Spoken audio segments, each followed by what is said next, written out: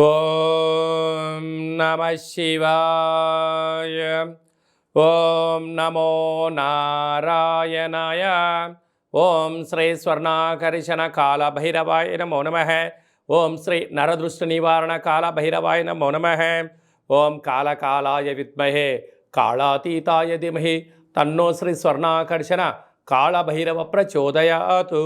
హరి ఓం. మా ఛానల్కి స్వాగతం.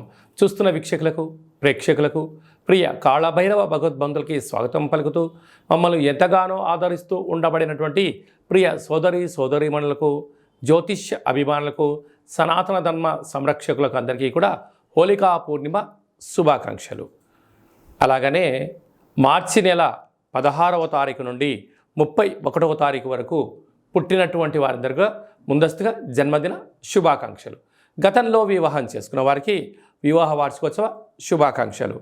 16/3/2024 నుండి 31/3/2024 వరకు ద్వాదశ రాశుల్లో గ్రహ గమనాలు ఒకసారి వీక్షింపచేద్దాం.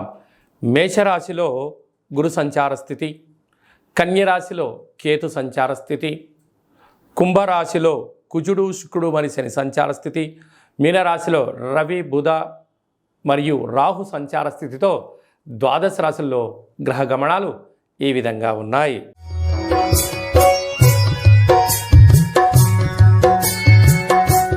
మిథున రాశి వారు ఆదివారం అష్టమి తిథి సందర్భంగా ఎలాంటి విధులను పాటించాలో ఈ వీడియోలో సవివరంగా సంపూర్ణంగా తెలుసుకుందాం.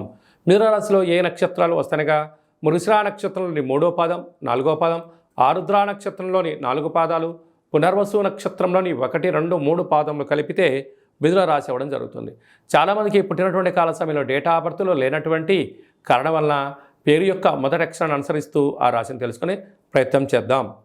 కా, కీ, కు, ఖం, అజ్ఞ, ఛ, కే, కో, హ అక్షరాల వారు మిథున రాశి జాతకులే. మిథున రాశి యొక్క అధిపతి బుధుడు.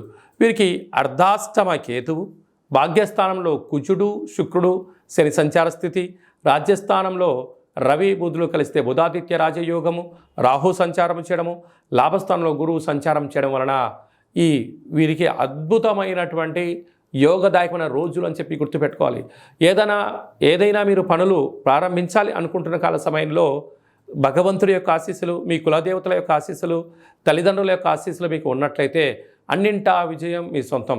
స్వయం వృత్తుల వాళ్ళు, సేవారంగాల వాళ్ళు, మార్కెటింగ్ రంగం వారు, ఆధ్యాత్మికవేత్తలు, సంపూర్ణంగా ఉన్నత ప్రభుత్వ ఉద్యోగ కార్యక్రమాలలో ఉండబడిన వారందరికీ ప్రమోషన్స్కు మీరు ప్రయత్నం చేసినట్లయితే స్వయం కృషి వలన ఉన్నత స్థాయికి ఎదగబోతున్నారు.